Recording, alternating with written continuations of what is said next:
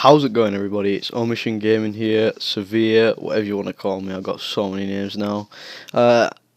Today I'm going to be showing you a quick AVI tutorial. Now, making an AVI is a lot easier than a lot of people think. You can make a really nice logo, like a really nice AVI, just by not even 15 minutes of work. Now, I've got this is my template. I'll put the template in the description so you can actually download this.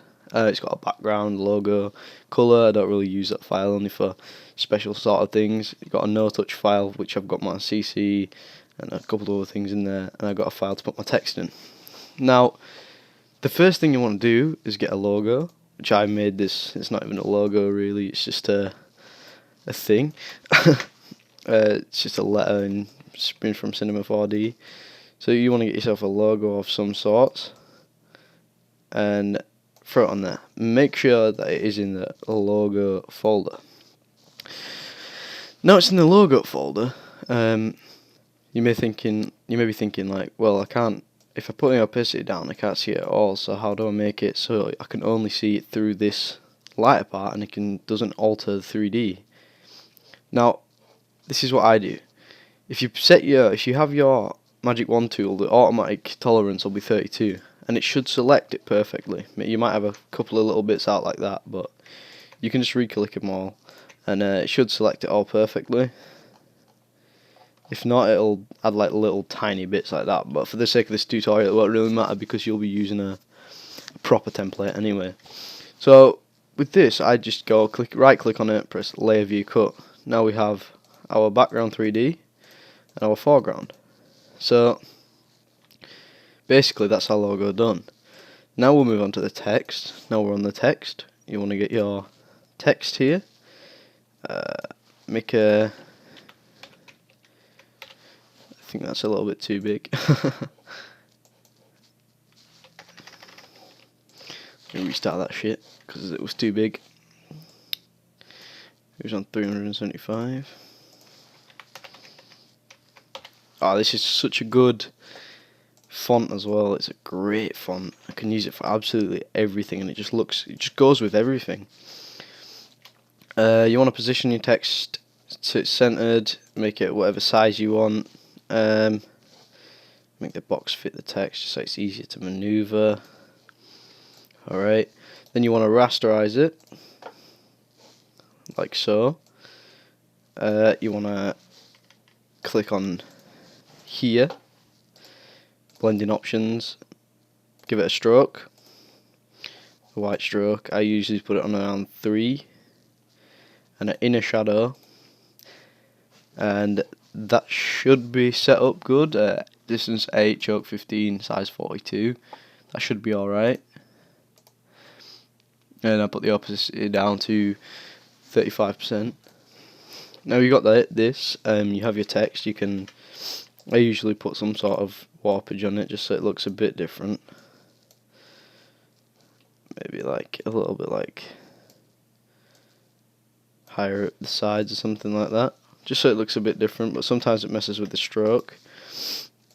So I'm just going to leave it like that for the sake of this tutorial. Now with this you're going to have to do the same as what you did on the text. Blending options, stroke. I usually put the stroke up one more when it's a logo because it just makes it nicer. Your inner shadow, and then you're done. You can also put the drop shadow on the back one, just to make it look that little bit more nice in a way. I don't know what's going on with my drop shadow. Oh, it's because it's that colour. Right, there we go. Just make it look a bit more shaped and prominent, but it's up to you that. Now we've got our logo layered to how we want it. We've got our text layered to how we want it, and we've got our CCs already in the file. Now you want to pick a background. I've already picked one before this, which is this cool glitchy like skull effect that I got from a pack. I can't put the pack in the description because it was a purchase pack, so that would be leaking it. So what you want to do is you want to make sure it's not on screen, it's on normal. You want to fit it to your however you would like it on your screen. Just going to make sure mine's central-ish. And as you can see, this is a bad resolution picture. You should probably use a HD picture, but I'm using this for the glitchy effect. And also a picture that covers the writing as well. I've picked the worst picture ever, but we can make it work. Alright, so now you can test it with your CCs on and see what it looks like. That curves one was just like a really glitchy effect, like over the top. Now you've got this, so you're like, what? It's covering my logo. You want to alt, you want to copy it over to above your text, and also you want to make one in the background folder. Now from here, you want to right click on this one above your logo, create clipping mask, and you should be able to see it through the logo. And then, sorry about that, you need to do it on the text as well for it to show up. So now you've got your E and your eco there, and yeah, that looks alright for now, but you do need to add a little bit darker on the background because it does look a bit stupid, all the same colour. So we're just going to quickly do this and drag it right down to above the background file, and we'll move it to about 41%, I'd say, around that. As I say, I did use a really bad picture for an example, to be honest, but it's not too bad. We can work with it. So then you've got all this. Now that looks alright to start with. That's a perfect AVI. If you wanted to leave it like that, you probably can. Other than this, if you have got Magic Bullet, you can go into Magic Bullet and edit it further, which is what I'm going to do. So what you're going to do is you're going to select everything. You're going to merge it so it's all one. You can leave something that you don't want to use out. It doesn't really matter if it's, as long as it's not part of the picture. Go to Filter, Magic Bullet, Photo Looks. Now this is my setup from what I usually use for AVIs, but I'm going to go through it with you anyway. So we've got a clean start here. Subject, I usually put a crush on there if I'm going for a different sort of colour, especially if it's got a lot of black on the background. You don't want it to be just black, you want it to have a tint of a different colour in it, maybe like, say the skull's sort of green and blue, so I might put it to either blue or green, like that. Then we move on to matte. I don't usually use anything from matte. You sometimes spot exposure, which is like light in one place, like that. It just makes that one place inside the circle lighter. Well, it turns the exposure up in that one place. In the lens, this is where most of the magic happens. This is where you add like the glitchy effect around the edge that some people add. Now you set your chromatic aberration, red and cyan, to +1, and your green and magenta to -1. You see, this gives you this edge, this crazy colour around the edge. You can actually add a bit of blue and yellow as well, but it sometimes overwhelms it if you do that. So I usually leave that off. You can mess around with this as well. It doesn't have to be 1 and 1. You can mess around with it and see what you like most.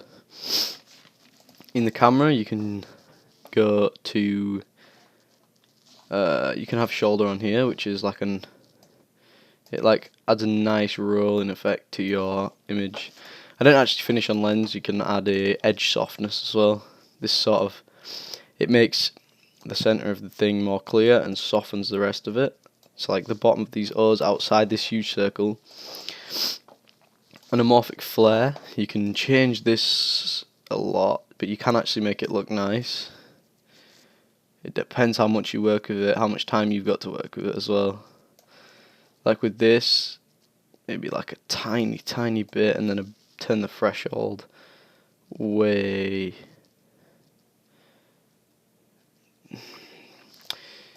It's honestly, you have to work a lot with this time because it sort of takes a while to perfect it.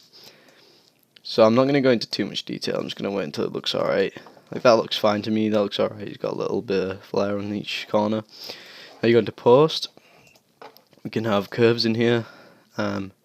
Usually one either side sometimes makes it look alright. You don't want to go too far though, because it could make it look stupid. If it's a darker image, you want more at the bottom, and if it's a lighter image, you want more at the top. Like, unless it just depends how light you want your image. Mine's quite a dark image anyway, so I'm gonna keep something like that. Also in post you can add the auto shoulder, which is another like arching effect across, and in my opinion that looks pretty nice. It's a is Magic Bullet looks. No, I'm gonna save this look because I like it. I'm just gonna save it as green AVI. But yeah, there's lots more that you can go through in here. You can even just pick a preset, and if it looks nice, why not go for it? For example, the blue cold ones look quite nice with this. That looks quite nice with this. If you find one you like in here, there's no point in doing all the stuff that I just did. You just edit it from here, but it is better to do it yourself, like I did. Like I did with mine just then that you looked at, like that. Now I think that looks pretty nice, so we're gonna press OK and go back to here. Now that looks nice for an eco logo, and we can put curves on or whatever. But that's that really glitchy thing that I left out. You can also edit this if you want. If you know what you're doing with the Photoshop effects and stuff, you can edit to make it look quite nice. But if you add curves on in photo looks, it might just look disgusting if you try edit it with this as well. That's alright actually, I quite like that, but it just adds too many blurs in it. So then we go. That's the AVI for. It's actually for a friend, this one. I'm going to be using it. They don't have a logo, so I just use the first letter of each name, and it looks alright. Looks pretty nice. So yeah, thank you for watching. I hope you really enjoyed this tutorial. I hope it helped you a lot. You can add me on Skype. I'll put my name in the description if you want to. You can follow me on Twitter, and I'll get back to you all about it. I am an up-and-coming designer. I'm not that noticed yet, but I'm liking to get more noticed in the future. And yeah, so thank you for watching, and I'll see you guys soon.